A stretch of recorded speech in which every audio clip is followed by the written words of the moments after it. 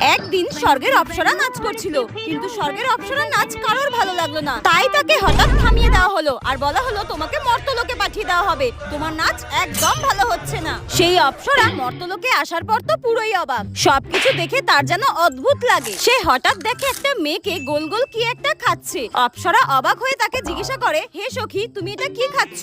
মেয়েটি অবাক হয়ে বলে, কেন, ফুচকা। ফুচকা? সেটা আবার কি?